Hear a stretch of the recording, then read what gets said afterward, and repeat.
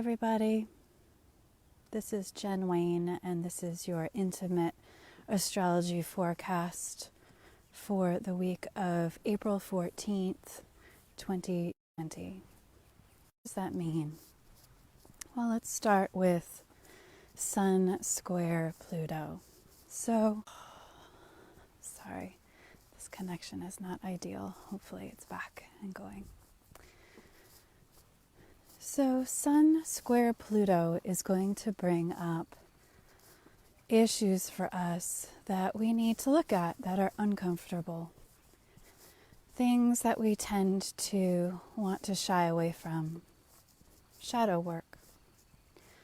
So feelings that we've experienced in the past revisiting us, such as abandonment, loss, shame, you know, all the fun things. And this isn't just your regular Pluto. This is a Pluto that's extra strong right now because Jupiter is on top of it. So it's like Pluto on steroids. Pluto, remember, is Hades. It's the underworld. It's the dark. It's going underground. And what's happening is, for many of us, many of you have been telling me, and I've been feeling this way as well, we're pretty tender right now, pretty raw. And a lot of uncomfortable old themes, such as loss, abandonment, self-worth, shame,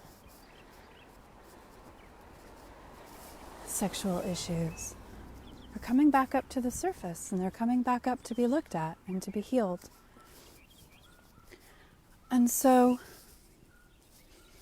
along with that, there may be addiction, there may be fixation, consuming ideas where you're just focusing on one thing and you can't seem to get your mind off of it, and you find yourself giving your power away. That's something that I've been working with a lot lately. I have Mercury in Scorpio and a whole lot of Pluto action in my chart. And sometimes that can really be an asset in terms of focus. When I want to sit down and do something such as prepare a chart for a client, I can go really, really, really deep. And then there are other times when I'm focusing on an expectation or why something hasn't gone the way I wanted. And it's very hard to get my mind off of that. And so that's something that I've been working with the past couple of days, is learning how to pivot out of those consuming, fixated places and to refocus and do something healthy and to focus on myself. So Pluto is in Capricorn right now, and Capricorn is that hermetic space that we're in. It's about being isolated, and for many of us, with kids on top of us and different responsibilities that we need to take care of, I hear from some of you that it's really challenging to get alone time. So if you can carve out some alone time, that could potentially be really, really satisfying. This is not a time to seek out connection in terms of, if you have expectations from someone and they're not, in touch with you right now, just let them be. This is not a time for expectations. This is a time for compassion for self and for others. And connection's coming. I'm going to talk about that. I'm going to talk about the light at the end of the tunnel at the end of this. And that's coming. But just, lower the expectations a little bit for yourself and for others. Today I did not try to study. I did not try to get a million things accomplished. I took a long Epsom salt bath and really upped my self-care. And I know that I've been talking about upping my self-care in many of these videos, but it seems like that's what's called for these days. So, let's see. Mercury conjunct Chiron. We are thinking about old wounds. So wounds that we've been dealing with in the past are coming up once again. knocking on our door and saying, how are you going to navigate this time? How are you going to move through it?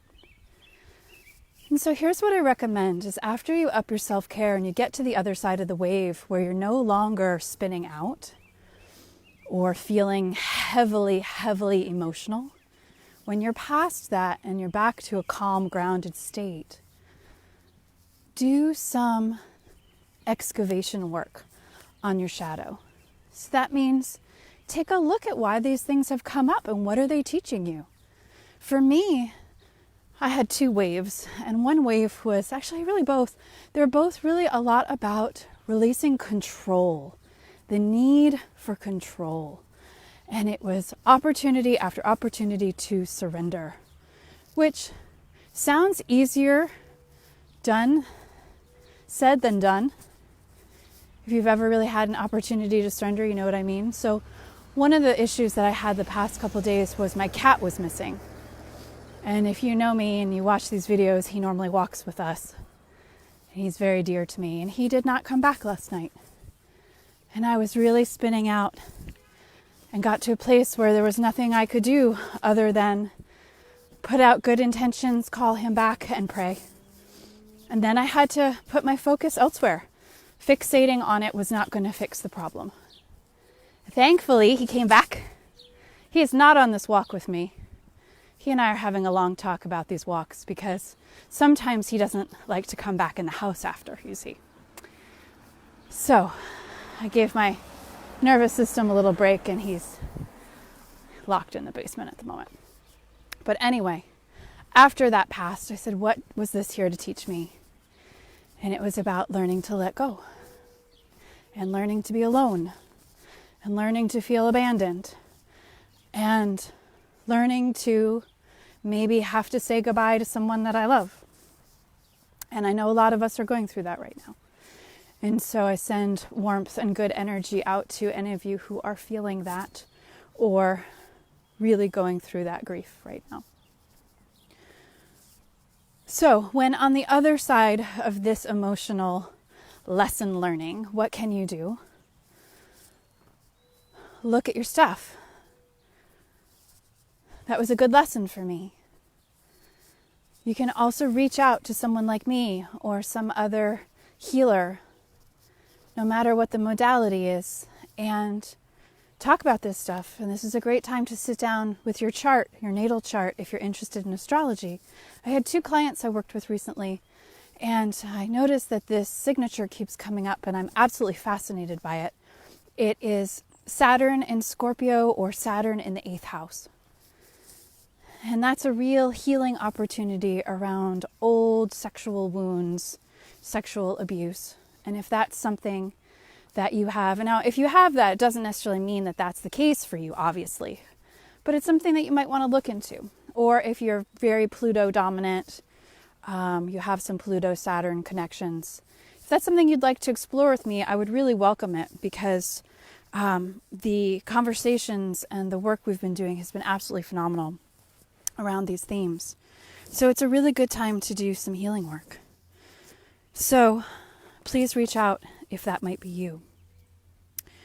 I also want you to keep in mind as you get to the other side that a lot of people are having a hard time too. I notice a lot of my neighbors are fighting. I hear a lot of really heated arguments right now.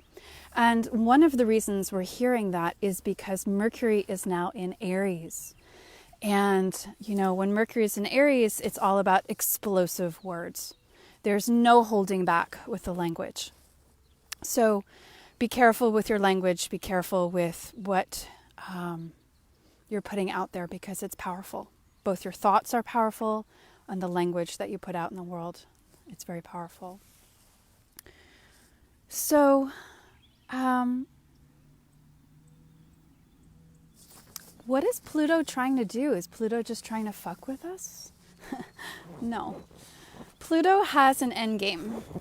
And Pluto's end game is to invite us to change our habits, change our patterns that aren't serving us, and to empower us. So that is really where we're headed, if possible, with this learning, with this identification of what's coming up for us. It's about transformation. And remember, Pluto's in Capricorn. That's the placement I've been talking about for over a year, talking about Kali, the wrecking ball, the destruction, all of our structures that are being broken down so that they can then be rebuilt. So it's a tender placement. It's a raw placement. It's a vulnerable placement for many of us right now.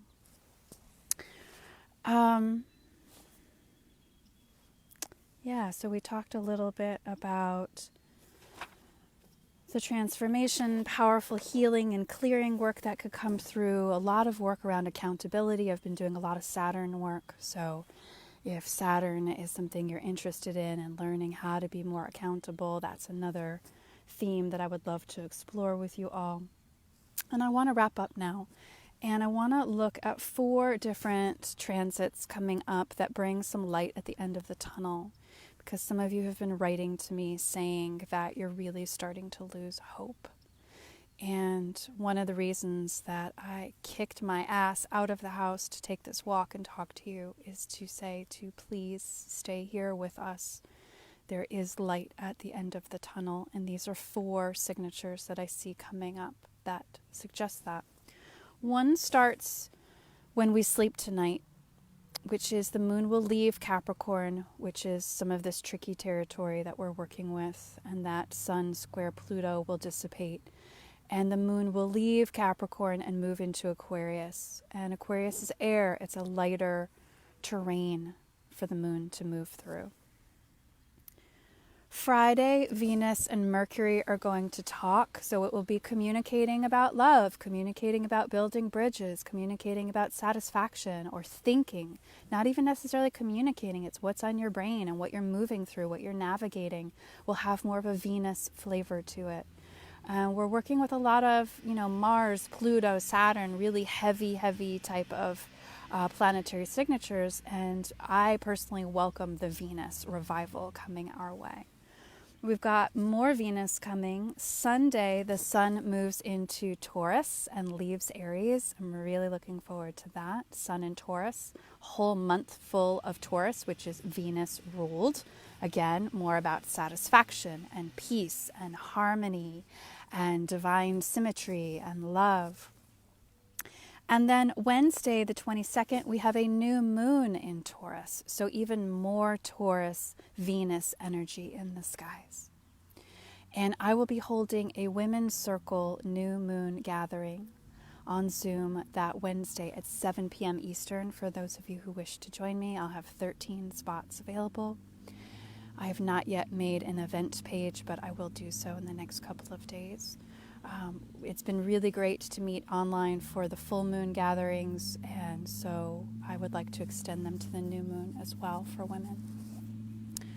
So I'm hoping this is helpful for you. I would love to hear how you're doing, how you are navigating this challenging, heavy pocket. And if this was useful to you, please feel free to share it with your people. I would love that. And if you would like to hear more about what I do, I send out a Cosmic Love Letter, which is a newsletter pretty much weekly. I do daily astrology posts each morning where you can get just a super short, brief glimpse of what the sky is feeling like. And I have one more consult available later this week if someone would like to chart dive with me. The other theme that I'm absolutely passionate about working with is soul purpose. If you are wondering about why you are here and what you are here to do, let's take a look at that together. Okay? So please be well.